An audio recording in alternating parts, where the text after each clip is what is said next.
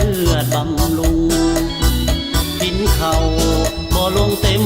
พุงบ่ได้น้องมาเป็นแฟนจังแม่นว่าเล่นน้ำใจขันเมายามขาดเจ้าทั้งเจ็บทั้งปวดเหลือแสนป่วยใจทั้งยื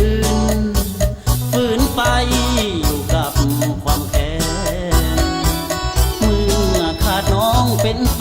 นสุดแสนเจ็บป่วยลี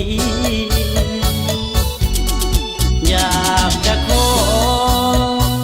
เลือดจากแฟนแทนกายไปสาเข้าไหนเข้าห้างกายอ้ายนี้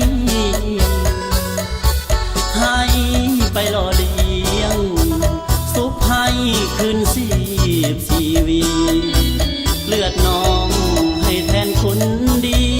ผู้ใจอ้ายนี้ทุกยามตลอดไป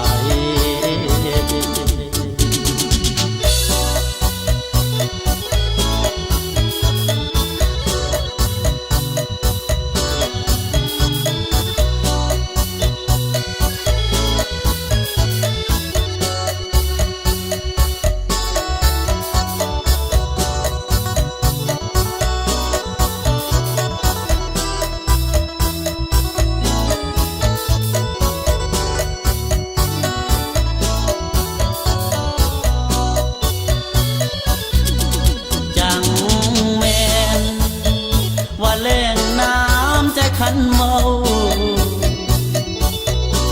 ยามขาดเจ้าทั้งเจ็บทั้งปวดเหลือแสนป่วยใจทั้งยืนฝืนไปอยู่กับความแค้นเมื่อขาดน้องเป็นแฟนสุดแสนเจ็บป่วยลีอยากจะขอเลือดจากแฟนแทนกายไปสาเข้าไหนเข้าห้างกายอ้ายนี้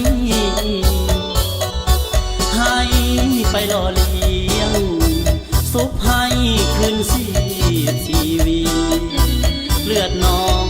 ให้แทนคนดีผู้ใจอ้าย